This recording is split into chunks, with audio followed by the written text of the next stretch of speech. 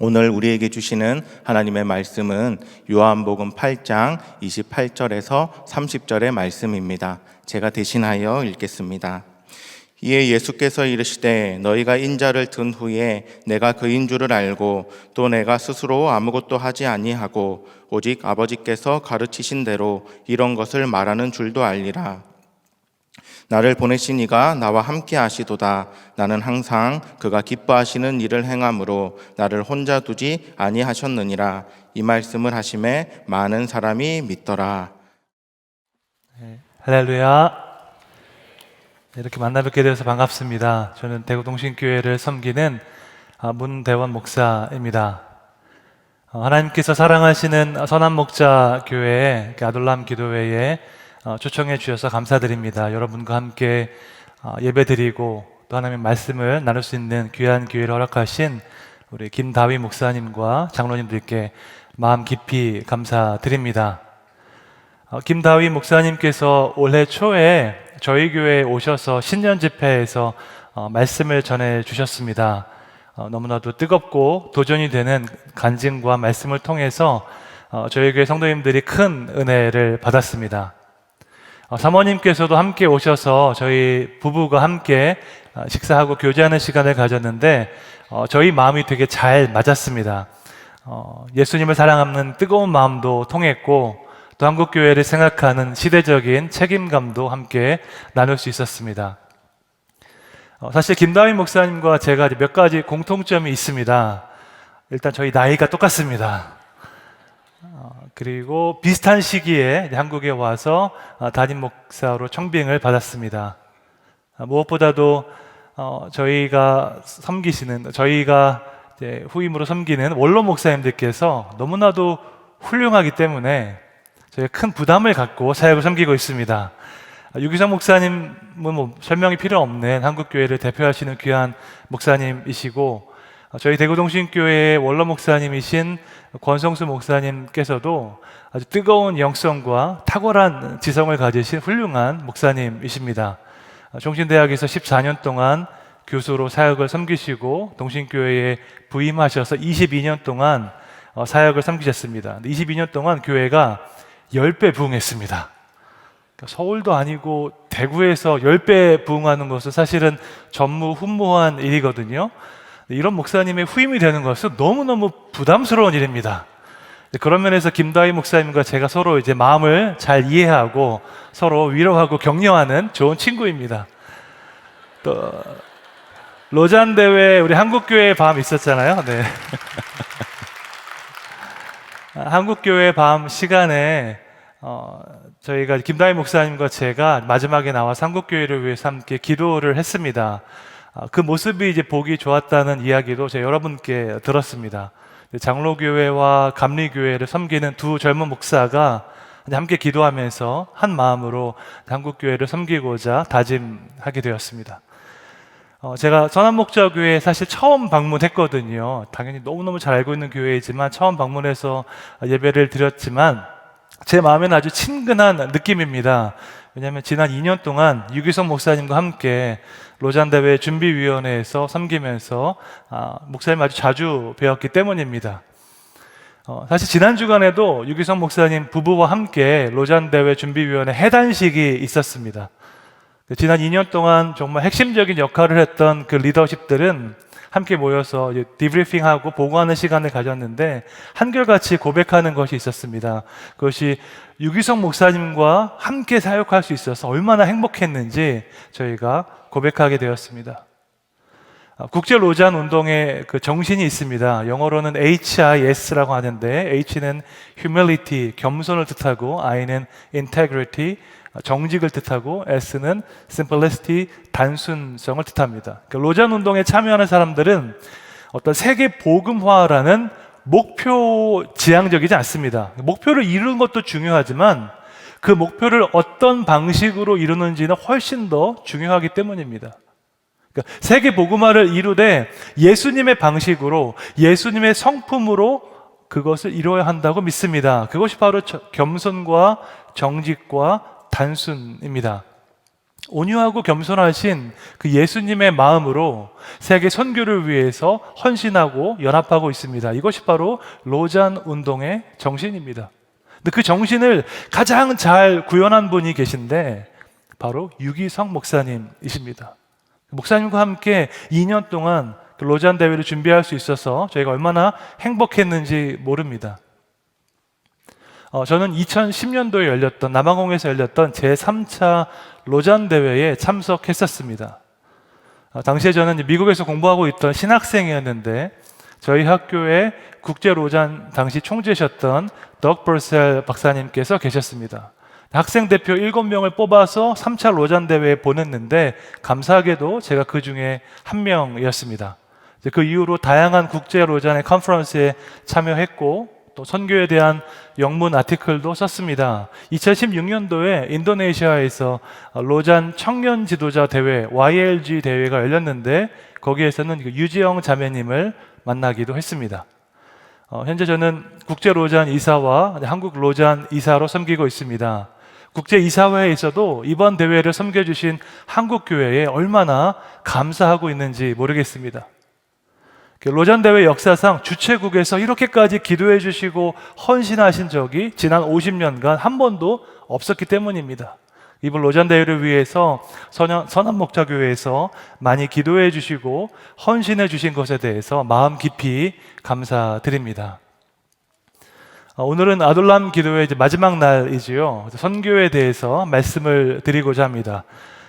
선교는 사실 제가 제일 좋아하는 주제이고 가장 큰 열정을 느끼는 주제입니다. 왜냐하면 저는 세계 기독교 역사를 전공한 선교 학자이고 또 아프리카 부룬디에서 6년 동안 선교사로 섬겼던 목사이기 때문입니다. 제가 아프리카 부룬디 선교사로 사역할 때 자주 받았던 질문이 있습니다. 그것은 왜 선교사로 헌신했나요? 였습니다. 중요한 질문이지요. 선교사로 헌신할 때는 인간적인 계산과 이해관계를 다 내려놓는데 왜 그러한 결정을 내리게 되었는가는 중요한 문제입니다. 제가 대학교 1학년 때 선교사로 헌신하게 되었는데요. 그 이유는 아주 단순했습니다. 하나뿐인 독생자를 주시기까지 사랑하신 그 하나님의 사랑을 받은 자로서 저는 그분께 저의 모든 것을 드리고 싶은 마음이었기 때문입니다. 선교의 가장 중요한 동기가 있는데 그것은 하나님을 향한 사랑입니다. 이것은 저만의 고백이 아니라 모든 선교사들의 고백이고 또한 사도 바울의 고백이었습니다. 고린도 후서 5장 14절 말씀 우리 함께 읽으면 좋겠습니다. 고린도 후서 5장 14절 함께 읽겠습니다. 그리스도의 사랑이 우리를 강권하시는도다. 우리가 생각건대 한 사람이 모든 사람을 대신하여 죽었은즉 모든 사람이 죽은 것이라. 아멘. 그리스도의 사랑이 우리를 강권하신다라고 고백하고 있습니다. 그러니까 바울이 복음을 위해서 그의 모든 것을 바쳤을 때에 아마 이제 주변 사람들이 잘 이해하지 못했던 것 같습니다. 당대 최고의 교육을 받고 바리새인 중에 바리새인으로 존경받던 그가 왜 이런 결정을 내렸는지 사람들이 이해하지 못했습니다. 바로 그 앞절에 보면 흥미로운 고백이 나옵니다. 13절에 보면 우리가 만일 미쳤어도 하나님을 위한 것이요 정신이 온전하여도 너희를 위한 것이니 라고 고백하고 있습니다. 바울이 왜 이런 말을 했을까요? 아마 주변에서 이런 말을 했을 것입니다. 너 혹시 정신 이상한 거 아니냐? 너 왜 그렇게 살아가니? 라고 말했을 것입니다. 그에 대한 답으로 바울이 고백합니다. 내가 만일 미쳤어도 하나님을 위한 것이다 라고 말하고 있습니다. 이 말이 무슨 의미일까요? 인간적인 계산을 하며 사는 사람들은 바울의 마음을 도저히 이해할 수 없다는 뜻입니다. 그래서 바울이 고백합니다. 그리스도의 사랑이 나를 강권하고 있다. 그리스도의 사랑이 너무나 크고 놀라워서 내가 이렇게 살지 않고서는 도저히 견딜 수가 없다고 고백하고 있습니다. 바울은 모든 것을 포기하고 복음을 위해 살았는데 그 이유는 단 한 가지였습니다. 바로 그리스도를 향한 사랑 때문이었습니다. 그 단순한 마음으로 바울은 선교사로 헌신할 수 있었습니다. 모든 선교사들이 사실은 그런 마음으로 살아갑니다. 선교사들이 복음을 위해서 안락한 것을 포기하는 이유는 그리스도를 위한 사랑 때문입니다. 사랑이 아니고서는 그분들이 겪는 고난과 어려움을 설명할 수 있는 방법이 없을 것입니다. 선교지 환경은 대부분 열악합니다. 여러분 단기 선교 가보신 분들은 잘 아실 것입니다. 날씨도 좋지 않고요. 수도와 전기 시설도 열악합니다. 제가 있었던 부룬디에는 계절이 2개밖에 없습니다. 여름이 있고 더운 여름이 있습니다. 지금처럼 추운 겨울을 제가 얼마나 부룬디에 있으면서 그리워했는지 몰라요. 제가 제일 좋아하는 계절이 겨울이었거든요. 뭐 그런 것까지 괜찮지만 의료시설이 안 좋은 것은 큰 문제입니다. 선교지에서 선교사들끼리 서로 하는 말들이 있습니다. 우리 절대 아프면 안 돼 라는 말을 많이 합니다. 선교지에는 이제 제대로 된 병원이 많지 않아서 아프면 안 됩니다. 제가 있던 부룬디라는 나라만 해도 제대로 된 치과가 없었습니다. 그러다 보니까 하루는 양치질을 하다가 어금니에 씌운 그 금니 크라운이 빠졌습니다. 정말 난감한 상황이죠. 부룬디에는 그것을 다시 붙여줄 사람이 없었습니다. 그것을 그냥 방치하면은 어금니가 썩을 수도 있는 상황이었는데, 제가 수소문을 해보니까 부룬디에서 비행기 한 번 타고 갈 수 있는 나라 중에 에티오피아라고 있는데, 에티오피아에 가면은 서울에 있는 교회에서 세운 의료센터가 있었습니다. 그 센터에 한국인 치과 선교사님이 계셔서 거기에 가면 금니 크라운을 붙여주겠다고 말씀하셨습니다. 그래서 제가 치과 진료를 위해서 비행기를 타고 그 나라에 다녀왔습니다. 선교지에 사는 것은 이렇게 불편하고 힘든 일입니다. 그런데 왜 그런 삶을 살기로 선택했을까요? 선교사가 되면 돈을 많이 받아서 그랬을까요? 선교사가 되면 존경을 많이 받아서 그런 선택을 내렸을까요? 그렇지 않습니다. 예수님을 향한 사랑 때문에 그러한 삶을 살아간 것입니다. 예수님을 향한 사랑은 모든 불가능한 것을 가능하게 하기 때문입니다. 선교 역사를 살펴보면 위대한 선교사들에게 한 가지 공통점이 있었습니다. 그들은 한결같이 예수님을 향한 깊은 사랑을 가지고 있었습니다. 세상이 알아주지 않아도 어떤 위로함과 어려움이 있더라도 예수님을 향한 사랑으로 다 이겨낼 수 있었습니다. 18세기 미국에서 사역했던 젊은 선교사님이 한 분 계셨습니다. 사실 생전에는 그렇게 유명한 선교사님이 아니셨는데 사후에 그분의 일기가 출판되면서 미국과 영국에서 제일 유명한 선교사님이 됐습니다. 그의 이름은 데이비드 브레이너드였습니다. 브레이너드 선교사는 24살의 나이에 선교사로 헌신했습니다. 내가 아메리칸 인디언들에게 가서 복음을 전하고자 헌신했는데 5년 뒤인 29살의 젊은 나이로 병에 걸려서 세상을 떠나고 말았습니다. 그의 인생은 너무나도 짧았지만 예수님을 향한 그의 사랑은 그 이후 300년 동안 수많은 사람들에게 큰 도전을 주었습니다. 그 데이비드 브레이너드의 일기를 출판한 사람이 그 유명한 조나단 에드워즈입니다. 미국에서 대각성 운동을 이끌었던 최고의 부흥사이자 신학자였던 조나단 에드워즈가 데이비드 브레이너드의 생애와 일기라는 책을 출판했습니다. 혹시 선교에 관심이 있으신 분들은 이 책을 읽어보시면 큰 도전과 감동을 받을 것입니다. 에드워즈와 비슷한 시기에 영국에서 부흥운동을 또 이끌었던 분이 한 분 계십니다. 바로 존 웨슬리 목사님입니다. 감리교회의 창시자이시지요. 근대 복음주의를 이해하기 위해서는 딱 이 두 사람을 이해하면 됩니다. 미국에서는 조나단 에드워즈, 영국에서는 존 웨슬리, 이 두 분께서 부흥운동을 이끄셨는데 그 핵심은 예수님을 인격적으로 만나는 회심의 경험이었습니다. 그리고 그 구원의 기쁨을 증거하는 전도와 선교를 강조하셨습니다. 이것이 바로 복음주의 운동의 시작이었습니다. 근데 그 존 웨슬리 목사님께서 가장 감명 깊게 읽었던 책이 바로 데이비드 브레이너드의 생애와 일기였습니다. 뿐만 아니라 근대 선교의 아버지 윌리엄 캐리, 미국에서 정말로 유명한 선교사 짐 엘리엇 등 수많은 사람들이 이 일기를 읽고 선교적 사명을 받았습니다. 브레이너드는 아주 짧은 인생을 살았지만 그가 남긴 영적인 유산은 이후 300년 동안 수많은 사람들에게 도전을 주었습니다. 그 일기 중에 한 구절을 읽어드리고자 합니다. 1742년 4월 27일에 그가 적은 일기입니다. 기도 중에 하나님은 내 영혼에 말할 수 없는 위로를 부어주셔서 한동안 그저 계속해서 오 나의 주님, 하늘에서는 주 외에 누가 내게 있나이까? 땅에서도 주밖에 사모할 자가 없나이다 라고 되뇌이는 것 밖에는 아무것도 할 수 없었다. 내게 목숨이 1000개라도 그리스도와 함께 있기 위해서라면 기꺼이 내 영혼이 그 모든 것을 다 내어 놓았으리라 라고 적었습니다. 여러분, 이 일기에 담긴 브레이너드의 마음이 느껴지십니까? 나에게 목숨이 1000개가 있더라도 사랑하는 주님을 위해서 기꺼이 드리겠다는 그 간절한 마음이 느껴지십니까? 여러분은 이렇게 뜨거운 마음으로 예수님을 사랑하고 계십니까? 여러분, 세상에서 제일 무서운 사람이 누구일까요? 힘센 사람, 그런 사람 아니고요. 세상에서 제일 무서운 사람은 제 생각에 돈으로 매수할 수 없는 사람입니다. 세속화된 시기에 이 물질주의 사회에서 많은 사람들이 돈을 위해 살아갑니다. 더 큰 돈을 벌 수 있다면 내 기꺼이 무슨 일이든지 하겠다라는 사람들이 대부분일 것입니다. 그런데 돈으로 움직일 수 없는 사람이 있다면 사실 그 사람이야말로 무서운 사람입니다. 데이빗 브레이너드는 그런 사람이었습니다.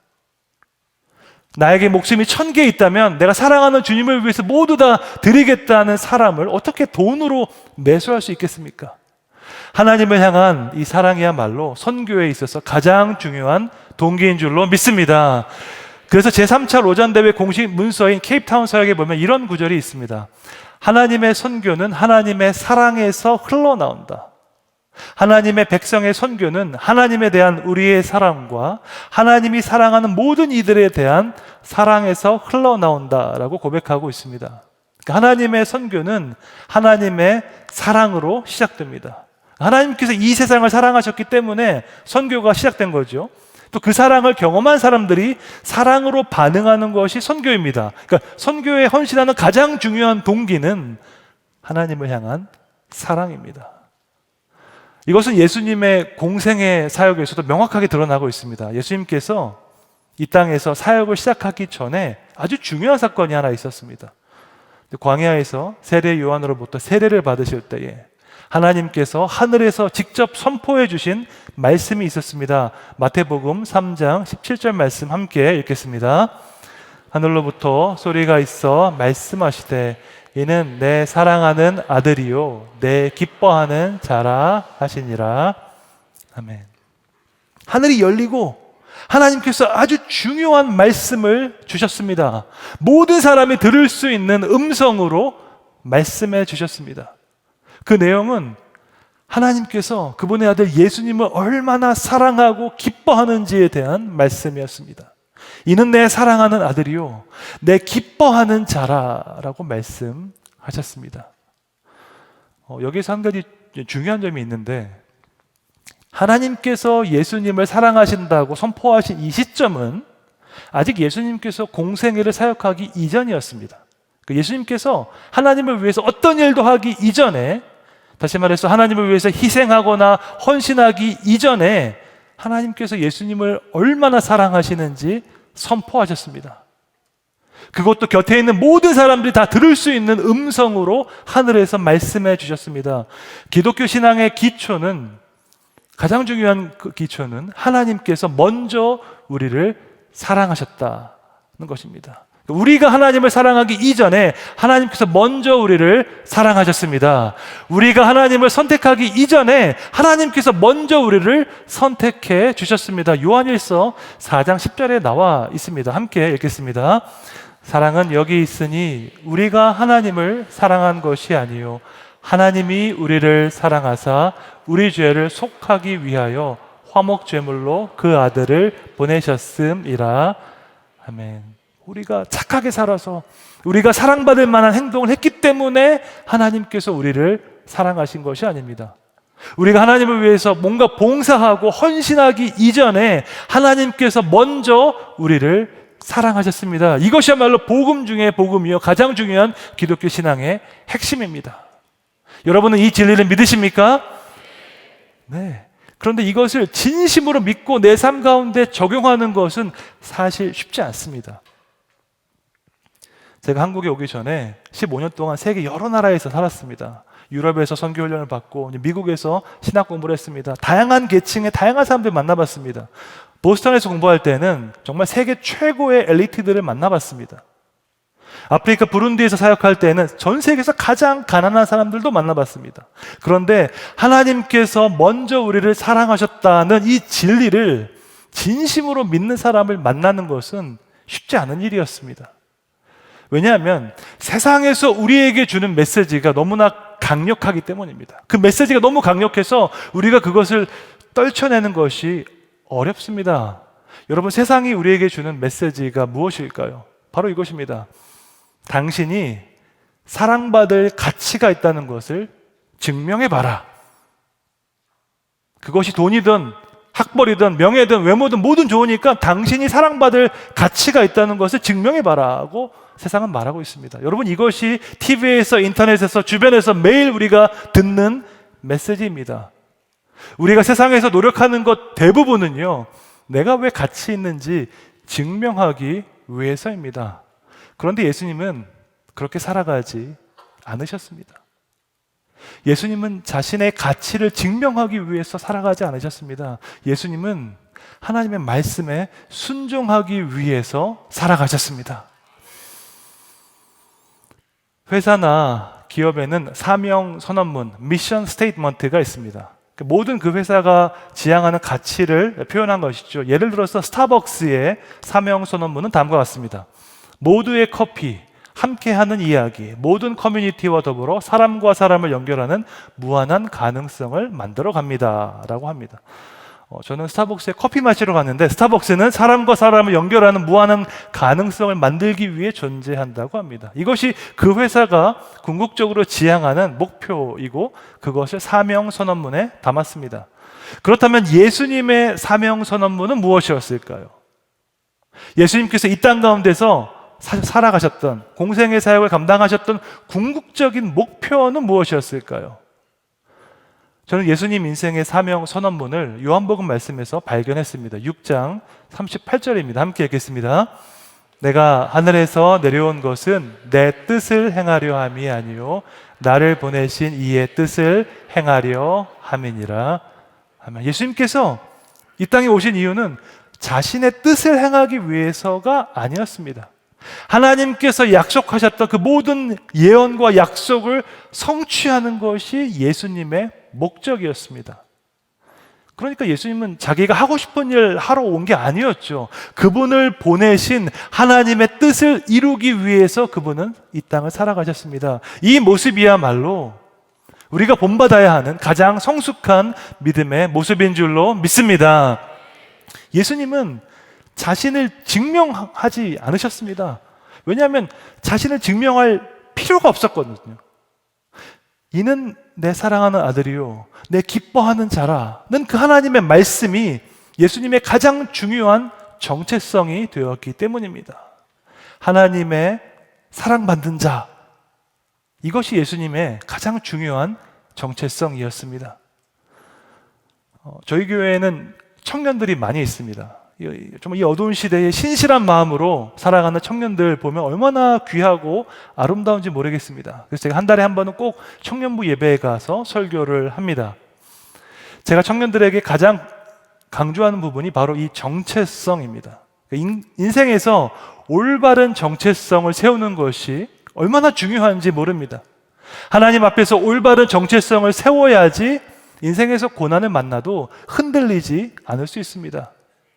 그런데 많은 경우에 청년들은 정체성보다는 성취에 더 많은 관심이 있을 때가 있습니다. 더 많은 것을 성취하면 내가 가치 있는 사람이라고 생각하는 경향이 있습니다. 그래서 남들보다 더 빨리, 남들보다 더 많이 성취하려고 노력하며 살아갑니다. 친구보다 더 빨리 성취하고, 빨리 취업하고, 더 빨리 결혼하고, 더 빨리 집 사려고 노력하고 있습니다. 그런데 이런 식으로 비교하면서 살아가는 인생은 결코 행복할 수가 없습니다. 왜냐하면 내가 아무리 똑똑해도 나보다 더 똑똑한 사람은 얼마든지 있거든요. 내가 아무리 돈이 많아도 나보다 돈이 더 많은 사람은 얼마든지 있습니다. 다른 사람과 비교해서 더 나은 것으로 행복을 느끼려고 한다면 절대 그 사람은 행복할 수 없습니다. 왜냐하면 이 세상에는 나보다 더 뛰어난 사람이 얼마든지 있기 때문입니다. 진정한 행복은 올바른 정체성에서 옵니다. 성경이 말하는 올바른 정체성, 그것은 하나님의 사랑에서 옵니다. 우리는 가치 있는 존재입니다. 왜냐하면 온 우주를 창조하신 그 하나님의 사랑을 받았기 때문입니다. 하나님의 사랑받는 아들, 하나님의 사랑받는 딸, 이것이야말로 우리에게 가장 중요한 정체성인 줄로 믿습니다. 이 정체성을 진심으로 받아들일 때 여러분 우리는 자유롭게 됩니다. 무엇으로부터 자유로울까요? 내 가치를 증명해야 한다는 압박감으로부터 자유롭게 됩니다. 여러분, 우리는 우리 인생의 가치를 증명할 필요가 없습니다. 왜냐하면 내 인생의 가치는 예수님의 십자가에서 증명되었기 때문입니다. 이렇게 확고한 정체성을 가진 사람만이 진정한 의미에서 선교적인 삶을 살아갈 수 있습니다. 그렇지 않으면 선교 사역을 통해서 자신의 가치를 증명하려고도 할 수 있기 때문이죠. 제가 선교지에서 그런 분들 만날 때가 있었습니다. 그러니까 선교 사역을 통해서 어떤 열매를 통해서 나의 가치를 증명하려고 하는 거예요. 나 이런 사역한 사람이야. 나 이런 열매를 맺었어 라고 자랑하는 경우가 있습니다. 하지만 이것은 결코 주님께서 원하시는 선교사의 모습이 아닐 것입니다. 그러니까 선교의 열매가 우리의 정체성이 될 수 없습니다. 우리의 정체성은 오직 하나님의 사랑 안에 있습니다. 그러므로 선교적인 삶의 핵심은 하나님의 사랑을 받는 것에 있습니다. 하나님의 온전하신 사랑을 받은 사람만이 제대로 선교할 수 있습니다. 내가 경험한 사랑을 나누는 것이 바로 선교이기 때문이죠. 근데 사랑에 있어서 우리가 기억해야 할 것이 한 가지 있습니다. 사랑은 낭만이 아니라 현실이라는 점입니다. 여러분, 모든 사랑은 낭만이 아니라 현실입니다. 가장 대표적으로 결혼은 낭만이 아니라 현실입니다. 여러분, 결혼에 대한 환상, 낭만을 가진 사람은 어떤 현실적인 문제 앞에서 좌절할 수도 있습니다. 결혼을 준비하는 과정에서부터 수많은 현실적인 문제가 있기 때문입니다. 예식장 정하는 것, 신혼집 구하는 것, 양가 부모님과의 관계, 수많은 문제들이 있죠. 이런 현실적인 문제 앞에서 힘들어하는 경우가 있습니다. 그때 우리가 기억해야 할 것이 한 가지 있는데, 사랑은 낭만이 아니라 현실이라는 것입니다. 로맨틱한 감정은 심리학자들에 의하면 평균적으로 18개월 정도 지속된다고 합니다. 그러니까 아무리 강렬한 사랑이라고 해도 그 불타오르는 감정은 18개월이 지나면 자연히 사라질 수도 있습니다. 그러면 그렇게 불타오르는 감정이 없으면 그것은 사랑이 아닐까요? 우리는 18개월마다 새로운 사랑을 찾아 나서야 하는 것일까요? 그렇지 않습니다. 진정한 사랑은 불타오르는 감정이 아니기 때문입니다. 인간의 사랑 중에서 가장 강력한 사랑이 저는 자녀를 향한 사랑이라고 생각합니다. 이 자리에 계신 부모님들께 질문하겠습니다. 여러분, 자녀를 사랑할 때 불타오르는 감정이 있으십니까? 막 자녀 얼굴만 봐도 너무너무 기분이 좋아지고 막 흥분되십니까? 물론 그런 경우 있지만 그렇지 않은 경우도 있습니다. 요즘은 뭐 초등학생만 돼도 아이들이 부모님 말씀 잘 안 듣잖아요. 특히 사춘기가 되면 틱틱거리고 대화를 하지 않는 경우도 있습니다. 그런 자녀를 향해서 불타오르는 감정이 생기지 않을 수도 있습니다. 그럼에도 불구하고 부모는 자녀의 최선을 구합니다. 자녀를 위해서라면 무엇이든지 할 수 있습니다. 자녀를 살리기 위해서라면 얼마든지 내가 대신 죽을 수 있습니다. 이것이 바로 부모의 사랑입니다. 진정한 사랑은 감정이 아니라 헌신입니다. 미국의 신학자 싱클레어 퍼거슨은 이런 말을 했습니다. 사랑은 최대한의 감정이 아니다. 사랑은 최대한의 헌신이다 라고 이야기했습니다. 맥시멈 이모션이 사랑이 아니라 맥시멈 커미트먼트가 바로 사랑입니다. 진정한 사랑은 짜릿한 감정이 아닙니다. 그러니까 하나님께서 우리를 사랑하실 때 뭐 짜릿한 감정으로만 사랑하신 것이 아니죠. 끝까지 변하지 않는 사랑, 헌신적인 사랑으로 우리를 사랑해 주셨습니다. 그 사랑의 크기는 헌신의 크기, 그 희생의 크기로 우리가 알 수 있습니다. 하나님의 사랑이 어떤 철학적인 개념, 신학적인 개념이 아니었습니다. 하나님의 사랑은 독생자를 주시기까지 우리를 사랑하신 사랑입니다. 말 그대로 헌신적인 사랑, 행동하는 사랑이었습니다. 로마서 5장 8절에 제일 잘 나타나 있습니다. 이 말씀 함께 읽겠습니다. 우리가 아직 죄인 되었을 때에 그리스도께서 우리를 위하여 죽으심으로 하나님께서 우리에 대한 자기의 사랑을 확증하셨느니라. 아멘. 하나님께서 보이신 사랑은 행동하는 사랑, action in love였습니다. 우리 죄를 위하여 독생자 예수님을 주시기까지 사랑하셨습니다. 하나님께서 보여주신 사랑은 낭만이 아니라 헌신이었습니다. 마찬가지로 우리가 해야 하는 사랑도요, 낭만이 아니라 헌신입니다. 선교는 낭만이 아니라 현실이기 때문입니다. 근데 어떤 사람들은 선교에 대해서 낭만주의적인 생각을 가질 때가 있습니다. 영화 미션 보셨나요? 그런 영화처럼 원주민 마을 들어가서 원주민과 똑같이 사는 것이 선교라고 생각합니다. 선교사는 좋은 옷도 입으면 안 되고 선교사는 좋은 음식도 먹으면 안 된다고 생각할 수 있습니다. 하지만 이것은 지나치게 비현실적인 생각입니다. 여러분, 선교사님도 우리와 똑같은 사람입니다. 여러분, 태어나면서부터 선교사인 사람 없습니다. 선교사도 우리와 똑같은 사람입니다. 선교에 대한 낭만주의적인 관점, 영웅주의적인 관점을 가지면 우리가 선교에 대해서 오해하게 됩니다. 선교는 너무 힘든 일이니까 아주 특별한 사람만 선교를 할 수 있다고 생각하게 됩니다. 선교사님들이 어떤 선교 보고를 할 때 선교지에서 있었던 힘들었던 일을 보고하는 경우가 있죠. 힘든 얘기를 들으면 성도님들 듣고 감동을 받고 도전을 받습니다. 그런데 여기 한 가지 문제가 있습니다. 선교지에서 있었던 힘든 이야기를 들으면 감동을 받긴 받는데 동시에 이렇게 생각합니다. 나 같은 사람은 절대 선교사 못한다고 생각을 합니다. 이게 문제죠. 특별한 사람만 선교를 할 수 있다는 생각 자체가 문제입니다. 그러므로 선교지에서 있었던 힘든 일들이 우리로 하여금 선교에 대해서 오해를 불러일으킬 수도 있습니다. 다시 한번 말씀드립니다. 선교사들도 우리와 똑같은 사람입니다. 태어나면서부터 선교사인 사람은 없습니다. 예수님을 사랑하는 모든 사람은 선교사가 될 수 있습니다. 제가 부룬디 선교사로 파송받을 때 고민이 하나 있었습니다. 제가 미국에서 공부하고 있었는데 미국에서 부룬디로 갈 때 당시 4살이었던 저희 딸의 장난감을 가져갈 것인가 말 것인가가 고민이었습니다. 저희 딸이 미국에서 태어나서 가지고 놀던 인형, 장난감, 책이 있었거든요. 이걸 가져가야 될 것인가, 놓고 가야 될 것인가가 현실적인 고민이었습니다. 그러던 중에 선교사 출신의 한 미국 교수님을 만나게 되었습니다. 그분께 제 고민을 말씀드렸더니 그분이 아주 명쾌한 답을 주셨습니다. 그 장난감을 가지고 가야 하는지 말아야 하는지 고민하는 것보다 그냥 선교지 다 가지고 가는 게 훨씬 더 낫다.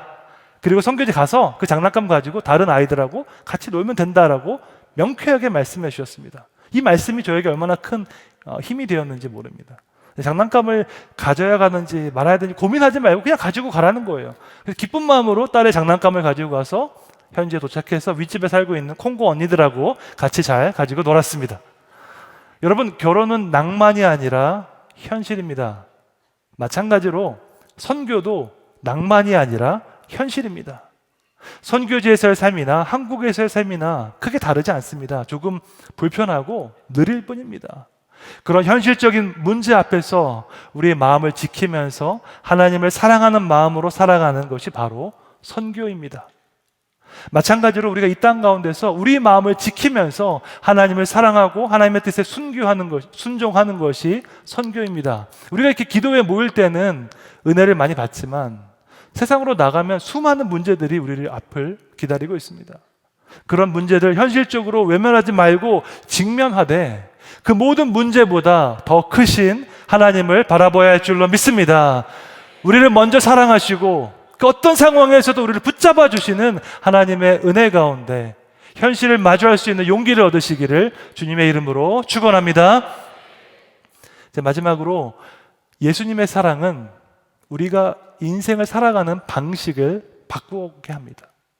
예수님의 사랑을 알기 전에는 나 자신을 위해서 살아갔습니다. 나의 유익과 나의 성공만을 위해서 살아갔습니다. 하지만 그 예수님의 사랑을 깨달은 이후에는 인생을 바라보는 방식이 달라지게 됩니다. 나 자신을 위해서 살아가는 것이 아니라 나를 위해 죽으신 그 예수님을 위해서 살아가게 되는 것입니다. 고린도 후서 5장 15절에 나와 있습니다. 함께 읽겠습니다. 그가 모든 사람을 대신하여 죽으심은 살아있는 자들로 하여금 다시는 그들 자신을 위하여 살지 않고 오직 그들을 대신하여 죽었다가 다시 살아나신 이를 위하여 살게 하려 함이라. 아멘. 예수님께서 십자가에서 돌아가신 이후에는 두 가지 목적이 있습니다. 첫째는 죄의 저주 가운데 있는 우리를 해방해서 구원해서 천국으로 인도하기 위해서였습니다. 두 번째는 우리가 더 이상 자신을 위해서 살지 않고 우리를 위해 죽으신 그 예수님을 위해서 살게 하기 위해서였습니다. 이 두 가지 목적을 둘 다 기억해야 합니다. 근데 많은 사람들이 첫 번째만 기억합니다. 예수님께서 나를 위해 돌아가셔서 내가 구원받았다고 기뻐합니다. 하지만 이것이 전부가 아니지요. 주님께서 우리를 위해 죽으신 것은 우리가 더 이상 자기 자신을 위해서 살아가지 않고 주님을 위해서 살아가게 하기 위해서였습니다. 이처럼 예수님의 사랑은 우리가 인생을 바라보고 인생을 살아가는 방식을 바꾸게 하는 것입니다. 세상에는 두 가지 종류의 사랑이 있습니다. 첫째는 자신의 유익을 구하는 사랑, self-seeking love가 있습니다. 둘째로는 자신을 내어주는 사랑, self-giving love가 있습니다. 여러분, 이 둘 중에 무엇이 진정한 사랑일까요? 당연히 자신을 내어주는 사랑, self-giving love가 진정한 사랑입니다. 저희 교회 청년들이 많다고 말씀드렸죠. 그러다 보니까 결혼도 참 많이 합니다. 제가 올해만 주례를 20번 했습니다. 지난 토요일에는 똑같은 예식장에서 2번 제가 주례를 하게 됐습니다. 아침에, 오전에 한 번, 오후에 한 번. 요즘 청년들이 이제 결혼을 안 해서 사회적인 문제인데 이렇게 결혼하는 것만으로도 너무너무 기쁜 일이죠. 근데 제가 주례할 때 신랑 신부에게 이러한 이야기를 자주 합니다. 우리가 배우자를 위해 기도할 때 우리는 최고의 배우자, 최고로 좋은 그 배우자를 만나기를 위해서 기도합니다. 믿음도 좋고 성품도 좋고 학벌도 좋고 실력도 있고 외모도 좋은 사람을 원합니다. 다시 말해서 나를 행복하게 해줄 사람, 나에게 유익이 될 사람을 배우자로 찾습니다. 그런데 우리는 이런 질문은 잘 하지 않습니다. 나는 상대방을 행복하게 해주는 배우자인가?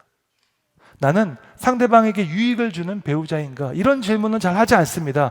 결혼을 생각할 때도 지극히 자기 중심적인 모습입니다. 내가 더 행복해지려고 결혼하는 것이지요. 상대방을 위한 최고의 배우자가 될 생각은 하지 않고 나를 위한 최고의 배우자를 찾기에 급급합니다. 우리가 얼마나 이기적인지, 얼마나 자기의 유익을 구하는 사람인지 알 수 있습니다.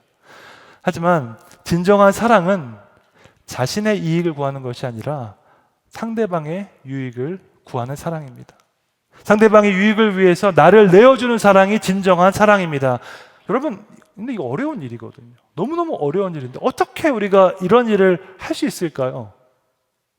제가 아무리 생각해봐도 딱 한 가지밖에 없습니다. 진정한 사랑을 할 수 있는 딱 한 가지 방법이 있는데 그것은 진정한 사랑을 받아봐야 합니다.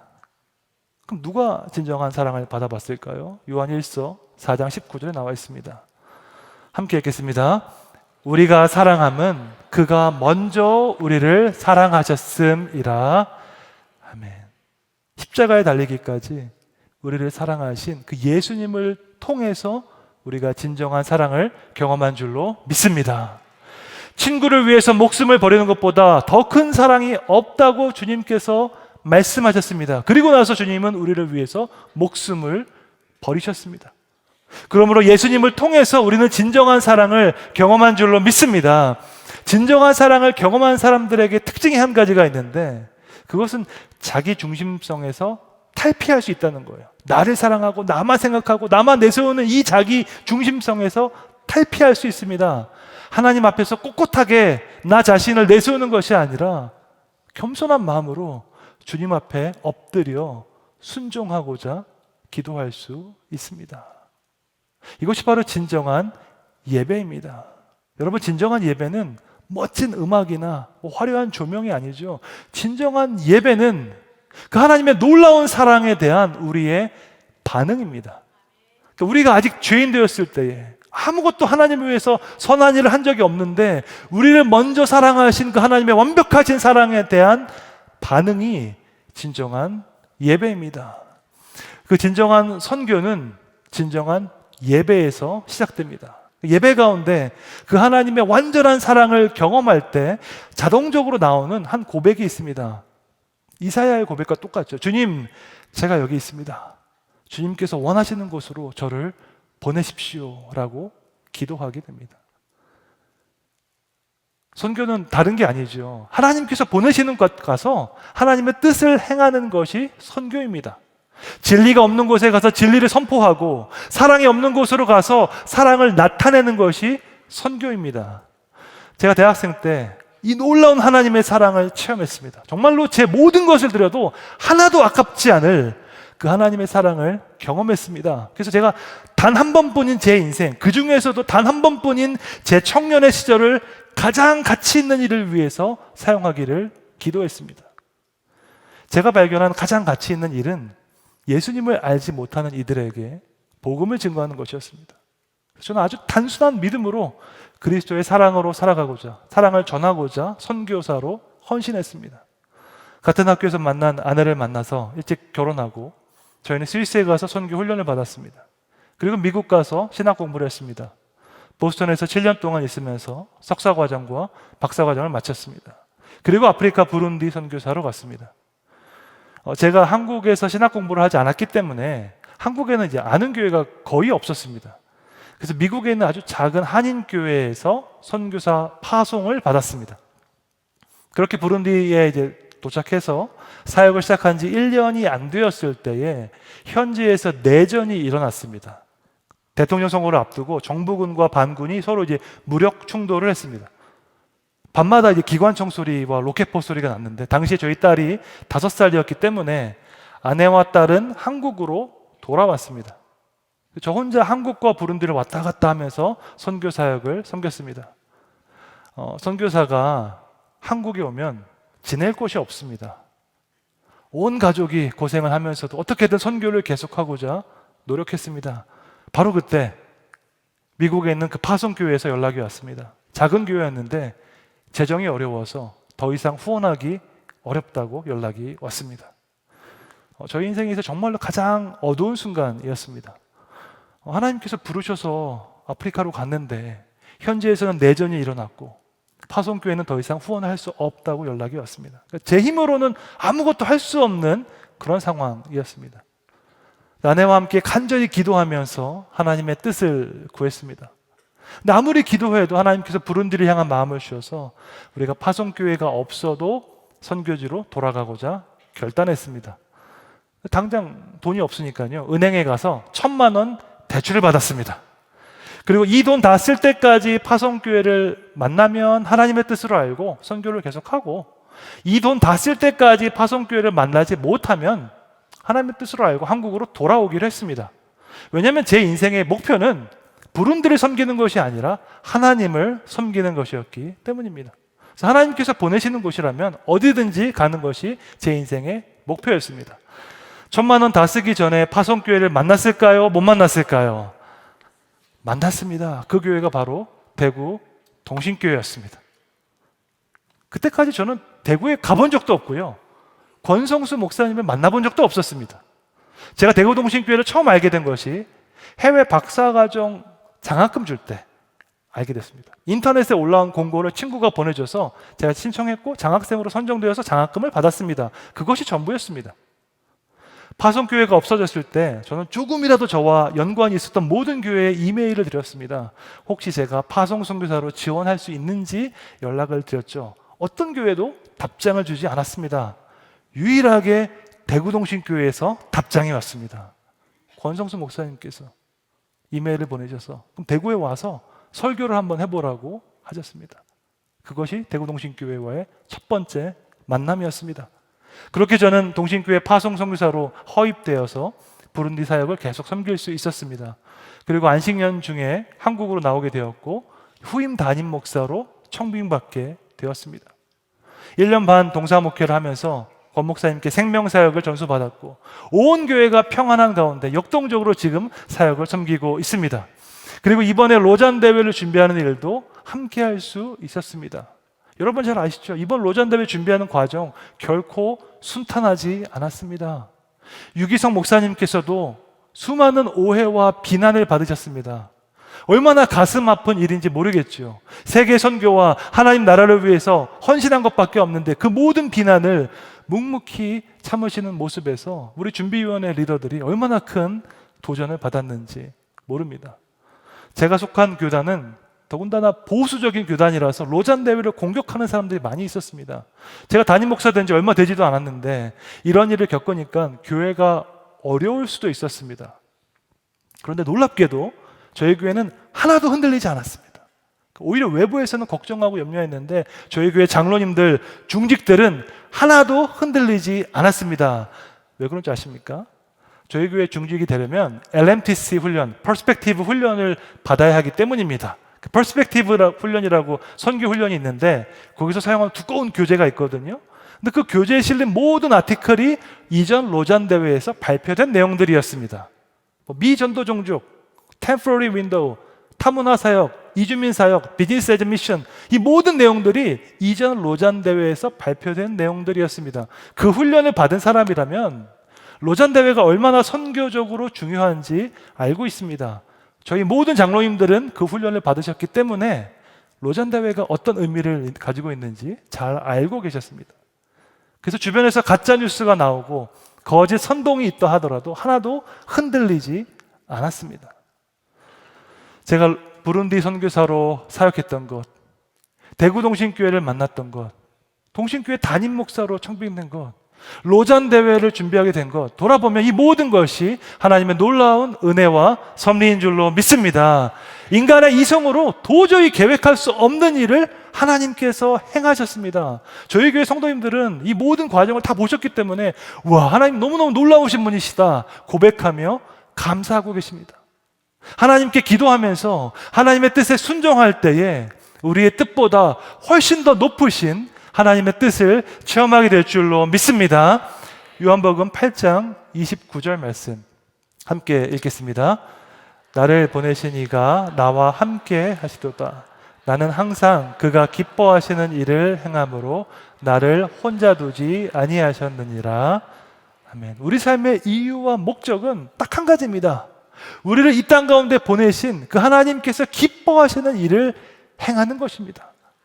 여러분, 우리가 어디에 있는지 중요하지 않습니다. 무슨 일을 하는지, 어떤 타이틀을 가졌는지, 어떤 직분을 가졌는지 아무것도 중요하지 않습니다. 우리가 살아있어 존재하는 한 가지 목적만을 위해서 헌신할 뿐입니다.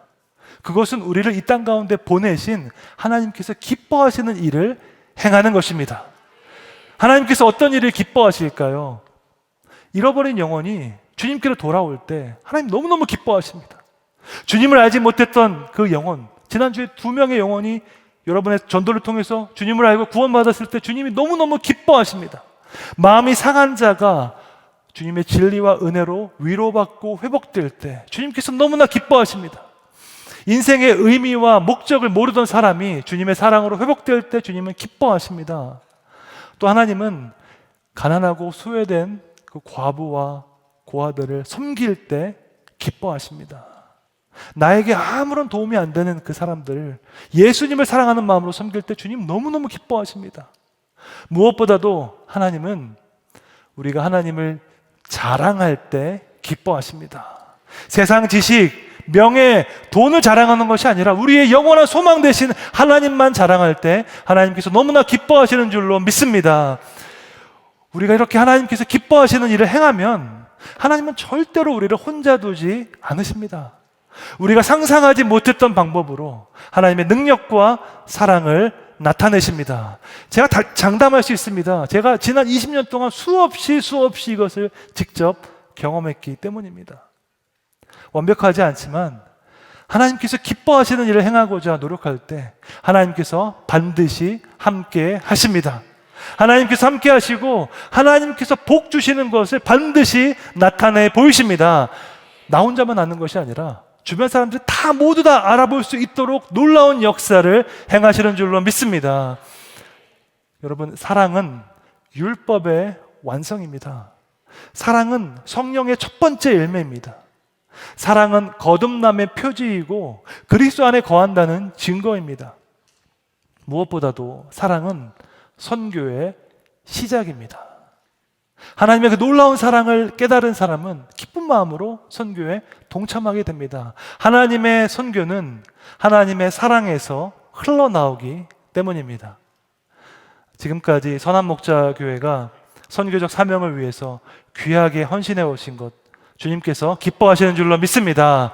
앞으로도 더욱더 놀라운 선교의 역사를 위해서 주님께 믿음으로 순종하시기를 주님의 이름으로 축원합니다. 이를 위해서 우리가 선교에 헌신하고자 힘쓰기 이전에 우리는 먼저 하나님을 더욱더 사랑하기에 힘써야 합니다. 선교의 시작은 하나님을 사랑하는 것에서 나오기 때문입니다. 주님의 사랑이 우리를 살아있게 하는 줄로 믿습니다.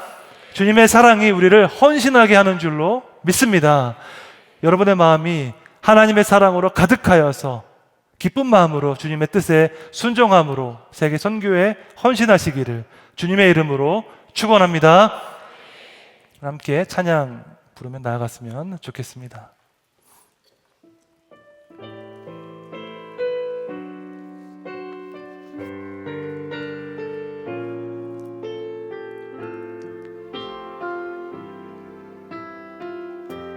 이 세상을 살아가는 동안에 이 세상을 살아가는 동안에 나의 힘을 의지할 수 없으니 기도하고 낙심하지 말 것은 주께서 참 소망이 되심이라. 이 세상을 살아가는 동안에 이 세상을 살아가는 동안에 나의 힘을 의지할 수 없으니 기도하고 낙심하지 말 것은 주께서 참 소망이 되심이라. 하나님의 꿈이 나의 비전이 되고 예수님의 성품이 나의 인격이 되고 성령님의 권능이 나의 능력이 되길 원하고 바라고 기도합니다. 주의 길을 걸어가는 동안에 주의 길을 걸어가는 동안에 세상의 것 의지할 수 없으니 감사하고 낙심하지 말 것을 주께서 참 기쁨이 되심이. 하나님의 꿈이 나의 비전이 되고 예수님의 성품이 나의 인격이 되고 성령님의 권능이 나의 능력이 되길. 우리 간절한 소망으로 찬양합시다. 이것이 우리의 진정한 소망입니다. 하나님의 꿈이 나의 비전이 되고 예수님의 성품이 나의 인격이 되고 성령님의 권능이 나의 능력이 되길 원하고 바라고 기도합니다. 오늘 문대호 목사님을 통해 나눠주신 것처럼 하나뿐인 독생자 예수 그리스도를 내어주신 그 사랑 덕분에 하나님께 모든 것을 드리고 싶은 선교의 동기가 되었다고 우리에게 나눠주셨습니다.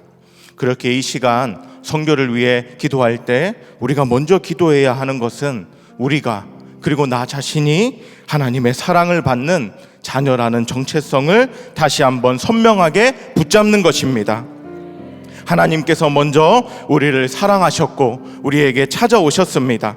우리가 사랑받을 가치가 없어도 자격이 없어도 비교하거나 애써서 자신을 증명할 필요 없이 하나님은 우리를 사랑하십니다.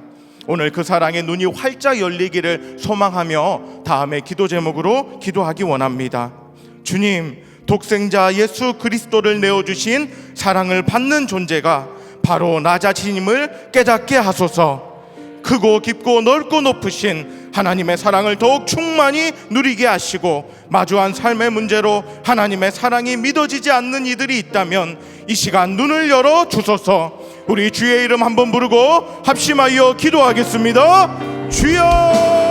하나님의 꿈이 하나님, 나의 비전이 하나님의 사랑이 확실하게 붙잡혀지기를 원합니다. 하나님의 독생자 예수 그리스도를 내어주신 그 사랑을 받는 존재가 나를 깨닫게 하여 주옵소서. 하나님이 나를 사랑하시는 것이 선명하게 붙잡히게 하여 주시고 우리가 마주하는 그 어떤 삶의 문제와 어려움 가운데서도 하나님 나를 사랑하시지, 하나님 나를 사랑하시지, 하나님이 나를 위하여 그 아들의 생명을 내어주셨다는 그 사실이 충만하게 믿어지고 누려지는 은혜가 있게 하여 주시옵소서. 삶의 마주한 문제와 어려움으로 인하여 하나님의 사랑이 믿어지지 않는 이들이 이 시간이 있다면 하나님 눈을 열어주시옵소서. 하나님의 사랑이 보여지게 하시고 믿어지게 하시고 누려지고 하는 은혜가 있게 하여 주시옵소서. 하나님의 사랑이 모든 것이 우리를 원하고 바라고 기도합니다. 하나님의 꿈이 선명하게 보여지고 나의 비전이 되고 예수님의 성품이 나의 인격이 되고 성령님의 권능이 나의 능력이 되길 원하고 바라고 기도합니다. 말씀 중에 데이비드 브레이너드의 일기에서 이렇게 고백합니다. 내게 목숨이 1000개라도 그리스도와 함께 있기 위해서라면 기꺼이 내 영혼이 그 모든 것을 다 내어놓았으리라. 목숨이 1000개라도 사랑하는 주님을 위해 드리겠다는 간절한 고백이 우리에게 있기를 원합니다. 그리고 하나님이 나를 사랑하셨으니 이제는 그 사랑을 받은 자로서 나도 하나님을 사랑합니다. 감정을 넘어 헌신과 순종으로 하나님을 사랑합니다. 우리가 그 마음을 담아 기도하기 원합니다. 기도할 때 생명 다해 주님을 사랑하게 하소서. 감정으로 사랑하는 것을 넘어 하나님의 말씀에 헌신과 순종으로 사랑하게 하시고 현실적인 삶의 자리에서 보냄받은 자로 살게 하소서. 하나님을 사랑하는 사랑으로 하나님이 사랑하시는 이들을 사랑하게 하소서. 우리 주의 이름을 한번 간절하게 부르시고 함께 기도하겠습니다. 주여. 하나님 우리와 아버지 하나님, 주의 사랑이 믿어지고 느려지게 하시고 이제는 주의 사랑을 깨달았으니 주의 사랑을 힘입어 우리도 주님을 사랑하며 살게 하여 주옵소서. 내게 목숨이 1000개가 있더라도 주님을 사랑하며 주님 앞에 모든 것을 내어놓는 사랑이 고백이 우리에게 있게 하여 주시옵소서. 하나님, 우리 삶의 자리에서 감정으로 사랑하는 것을 넘어 하나님 앞에 헌신과 순종으로 사랑을 올려드리는 우리가 되게 인도하여 주시고 하나님 우리에게 보내신 삶의 자리에서 보냄받은 자로서 하나님께 순종하며 말씀을 지키며 따르며 주님과 동행하며 사랑하는 사랑으로 하나님을 사랑하는 사랑으로 살아가게 하여 주시옵소서. 또한 하나님을 사랑하는 그 사랑으로 하나님이 사랑하시는 이들을 충만하게 사랑하는 우리가 될 수 있게 주님 인도하여 주시옵소서. 하나님, 우리 삶의 자리가 하나님을 사랑하기에 다른 이들을 사랑하는 순종과 척도의 자리가 되게 하여 주시고 우리 삶의 자리가 하나님 주의 복음을 증거하고 전하는 선교의 자리가 되게 하여 주시옵소서. 이 자리에 모든 이들 안에 하나님의 사랑을 부어주시고 하나님을 향한 사랑의 고백이 넘쳐나게 하여 주시고 우리 삶의 자리에서 하나님을 사랑함으로 하나님이 사랑하는 모든 이들을 사랑하며 섬기며 나아가는 은혜가 우리 안에 넘쳐날 수 있게 주여 인도하여 주시옵소서. 하나님의 사랑에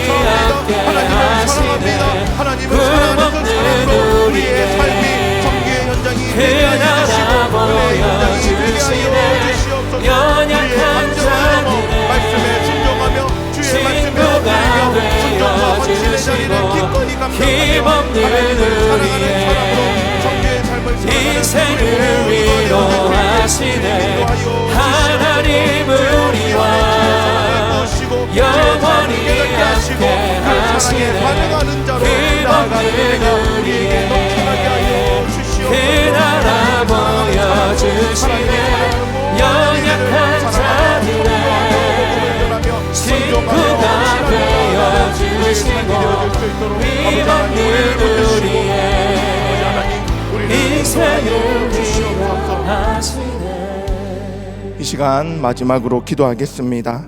강단에 나와 하나님의 사랑을 고백하기 원하시는 분들, 그 사랑을 누리고 성교의 삶을 살아가기 원하시는 분들은 강단으로 나와 기도하실 수 있겠습니다.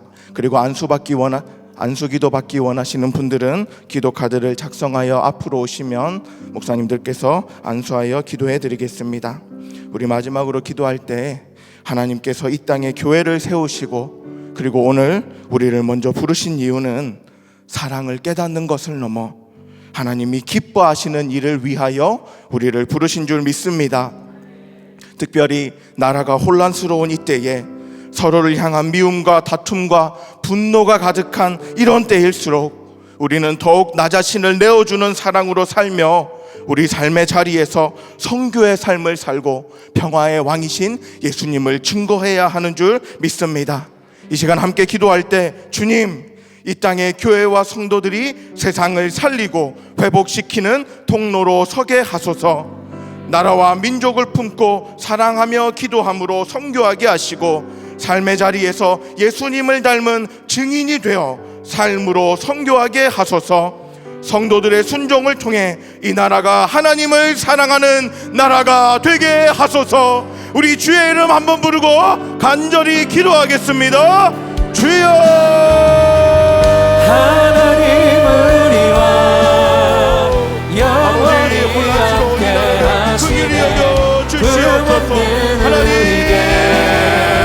그 나라 보여주시고 이 나라가 하나님을 사랑하는 나라가 되게 하여 주시고 하나님 우리를 부르셨으니 우리가 주님을 사랑하고 하나님이 사랑하시는 모든 이들을 사랑하며 이 나라와 민족을 위하여 기도하며 선교하며 사랑하는 삶을 살아갈 수 있게 주여 주시옵소서.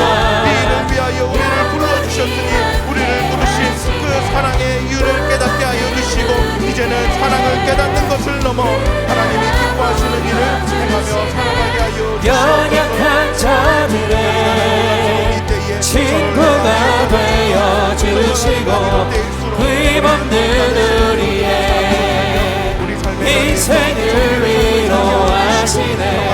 하나님 우리와 영원히 함께 하시네. 금없는 우리의 인생을 보여주시네.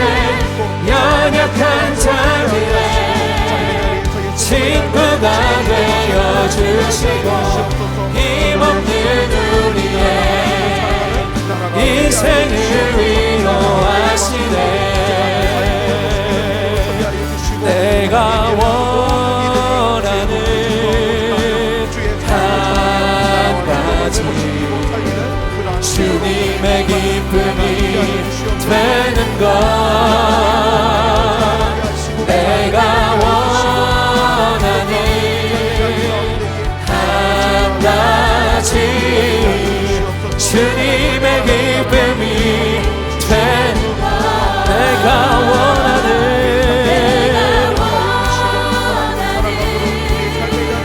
한 가지 주님의 기쁨이 되는 것. 내가 원하는 한 가지 주님의 기쁨이 내가 원하는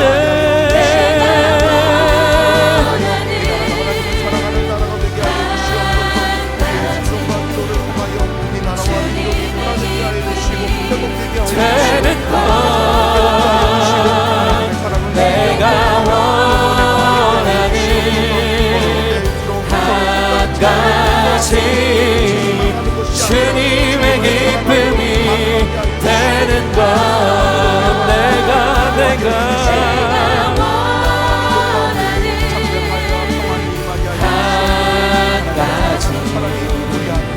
주님의 기쁨이 되는 것 내가 원하는 한 가지 주님의 기쁨이 내가 원하는 한 가지 내가 원하는 한 가지 주님의 기쁨이 되는 것 내가 원하는 한 가지 주님의 기쁨이 내가